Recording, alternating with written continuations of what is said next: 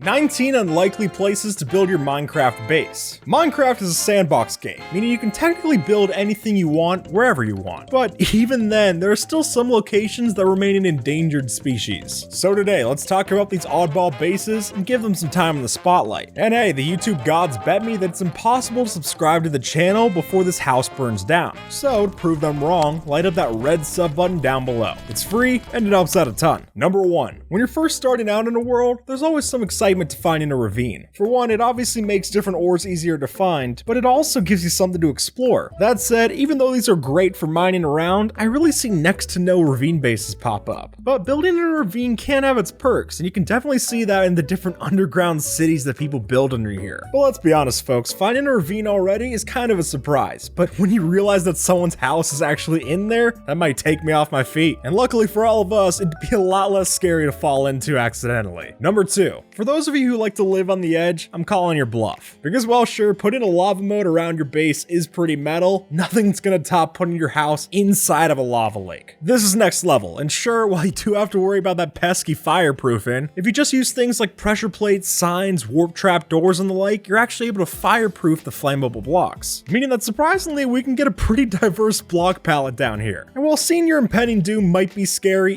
even if you know it's technically safe, I will say there's a certain novelty to sleeping this close to certain doom. Number 3. While sandbox games are supposed to be a no-limits way of playing around in a different world, as anyone who's ever gone up to Y level 256 knows, there definitely are some restrictions in Minecraft. Or, so you'd think. Because even though there is technically a build limit along this way, doesn't mean we aren't able to put some different things up in the sky. Look, you're not going to be able to build the fanciest base up among the clouds, but something about that prime real estate still makes it cool even if you don't have many options to build up there. And you can totally make yourself at home in the heavens. Only thing is, now you gotta find a way to get back down to the surface level. Let's sure hope you packed a water bucket. Number 4. The end dimension isn't exactly a place to find new beginnings. I mean, for one, the neighbors aren't particularly nice. And while a bit of water can solve that problem, you're still not gonna be able to respawn in the end under any circumstances. But folks, those two problems pale in comparison to this big thing. Yeah, if you build a base in the end, you better not respawn that ender dragon. Because even though there are some blocks that you can build with that the dragon can't destroy, it's still not very fun to hang around there. So yeah, maybe a base on the end main island isn't a good idea, but you definitely can't beat that view off into space, so maybe there are 1 or 2 redeeming factors. Number 5. If building on the end island isn't dangerous enough for your base, we're able to take it even further, and by that I mean below the ground floor. Building a base in the void is risky for a whole bunch of reasons. For one, just building the thing might be enough to get rid of all your items with no hope of getting them back. But even let's say you get through that process and build the thing, it's still not exactly peaceful. At any moment, you could sail off into the abyss and that would be it. So yeah, even though it might look like you have your own little space station out in the middle of nowhere, the risks of this definitely outweigh the novelty. Number 6. With the 1.16 update, nether bases have gotten a lot more viable. But even with that said, I still haven't seen many people try to build up their new establishment on top of the nether roof. I mean, I get it, it's not the prettiest sight that you're gonna see. It's a lot of bedrock and that can get old pretty fast. Sure, it can be a pain to initially get on top or break into the ceiling, but after you do that, it's just a straight shot to build your base there. Really, of all the options on this list, this might be the most viable for a pretty good base. And if I'm looking to give myself some nether real estate, I've definitely chosen my options up here as opposed to any hideous underworld down below. Number 7. While ocean monuments have recently become a staple for making different guardian farms right at your base, I very rarely see people who actually build their base inside of the ocean monument. And maybe for good reason, it's a pretty awkward structure to navigate, but one selling point that I don't think many people consider is that if you get rid of all the water, no other hostile mobs can actually spawn in an ocean monument. So while living around an ocean monument might be something other people do, I think you should stick to your guns, drain out the thing, and just take out your unearthed Atlantis. Just make sure you're ready for all the cleanup you gotta do to actually make one of these usable. Number 8. Nether fortresses are a staple of Minecraft. I mean, it's hard to go around your world without interacting with one of these once or twice. But even though it's got the word fortress in the name, I don't see many nether fortresses actually become your fortresses. And maybe that's in part due to how many horrendous mobs you have to deal with to actually make one of these livable. But for anyone bold enough to actually take the leap of faith and clear out one of these things, you'll be treated with a nice piece of land. And hey, for what it's worth, it already comes filled with a fully operational nether wart farm. For anyone willing to do it, you are going to get somewhat of a reward going on here. Number 9. Villagers make for great neighbors, and plenty of people set up bases around villages. But their pillager cousins, on the other hand, not so so much. That said, it's hard to look at a pillager outpost and not wonder what it's like to actually live in one of those things. I mean, after you evict all the tenants, of course. After you make it so that no illager mobs can spawn, you do get a pretty sweet watchtower to walk around in. And compared to all the other naturally generating structures in Minecraft, this definitely doesn't look the worst. So even though doing this is sure to make you a voluntary exile, there's a certain amount of joy that comes from raiding the raiders. Number 10. When someone asks if you want to stay in the dungeon, it's normally not in your free will. And there's a lot of reasons why. It's a pretty uncomfortable place to convert. But if for some reason Moscow's great for your aesthetic, you're not going to find a much better place than here. And if you ever need a few roommates, then just let the spawner run and bam, a whole bunch of new friends for you to hang out with. To be frank, this is pretty low on my list of places where I'd want to move, but to the homeowner's credit, they do leave out some chests for you to use. But as soon as you refurbish one of these things, then you can definitely see why people would much rather use these for a spawner farm than anything else you can do. Number 11. While Soul Sand Valleys have made fossils a much easier thing to find, if you're in the overworld, they're still a tough pick. Truly, coming across one of these in your world is a definite rare treasure. Meaning if you got one of them in your sights, then obviously you'd be in pretty rarefied air if you were to make your base in or around a fossil. Few people even get the chance to see one of these things, so building your base around them is a definite huge flex. And while living in a giant skeleton might sound like pretty weird territory, most of us live in skeletons from day to day. But more importantly, if you build one of these things, you might be the first ever person to put your bed right next to a rib cage. Number 12. Minecraft is home to some famously rare biomes. And while many of us are plenty familiar with the iconic Mushroom Fields biome, folks, that's barely even scratching the surface. You see, while the Mushroom Fields biome will cover 0.056% of the overworld, what we've got here, a modified jungle edge biome, covers 0.00027%. So if you were to say build your base in one of these biomes, you'd definitely be one of the few people in history to ever do that, making you the kings and queens of the jungle, and then some. Number 13. As any interdimensional travelers know, 1.16 added in a whole bunch of new biomes to the Nether, and while some of them lend pretty beautifully to new base options, a Soul Sand Valley is a pretty awkward pick. You see, sure, you have a lot of open area to build on, but folks, the different gassed fireballs they'd have to deal with while being on one of these things is annoying enough to make most people not even touch it. And while the only redeeming factor might just be that you can get soul speed to work wherever you run, just take some of that soul soil and move it over to your actual base. It works so much nicer over there. Number 14. I think at some point, many of us have dreamed of living on a pirate ship. But while that sounds cool, most of us don't really like the option of staying at the bottom of a shipwreck. Look, there's obvious problems here, like drowning, but you really can't argue with the kind of waterfront property we got going on. Plenty of people already use conduits to live in Ocean Atlantis style bases, so why not try to save this salvage ship? Unlike a real pirate ship, you don't have to worry about any accidental explosions down here. And better yet, when you take the time to actually flip one of these different Titanics, I think that actually makes you the captain. Number 15. Zombies are all too common of a problem for villages. I mean, with a 10% chance that every midnight in a village a zombie siege starts and wipes out the population, I'm sure most of us have seen this happen one too many times. But a place for you to turn that undead negative into a positive is by living in a zombie village. These abandoned ghost town villages only have a 2% chance of spawning in your overworld. And while it's going to take some time to find, here having undead roommates is a feature and not so much a downside.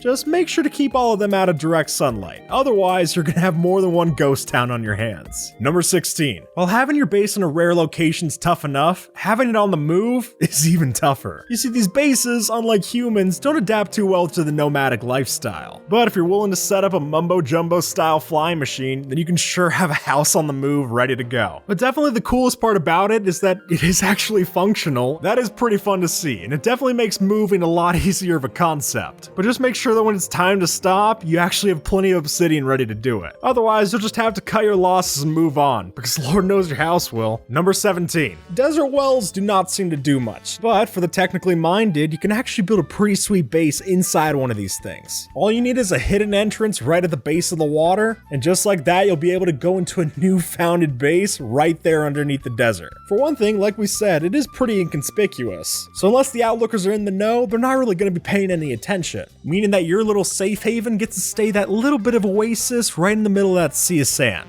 And while what we have going on here is a lot of work to put into, well, a well, that feeling of dropping into a hidden base just like this is pretty hard to top. Number 18. While Minecraft doesn't have anything like zoning laws and the like, there is somewhat of an unspoken rule in an SMP that because there's so much land to build on, everyone should get their own space. But that little guideline just makes it all the more unlikely that we live underneath your friend's base. Folks, if you hide it right, then you can make sure that they'll never catch on to what you're doing. And just like that, you'll be able to get a pretty sweet piece of property without having to pay any of the rent that comes with it. Just make sure that if you do this, you can't get stingy on the way you build your hidden entrance. Take your time, find the shadows, and make sure to stay hidden. It'll definitely pay off. Number 19. While living in the end definitely has its drawbacks, I think even less people want to live in an end city stronghold. We already reached problem number 1, which is of course the shulkers. Now in fairness, these don't respawn, so if you kill all of them off, you're not going to have as many unwanted neighbors. However, that doesn't actually do much to make the actual city all that more livable. And again, you can't respawn in the end, so if you really go all these thousands of blocks out to find an end city, you better make sure you're not getting too risky, otherwise you might die and never get back there again. I think that's why most of us just get the elytra and bail. There's really not much reason to stay around these places. And with that, folks, put a roof on that subscribe button down below and have a good one, alright?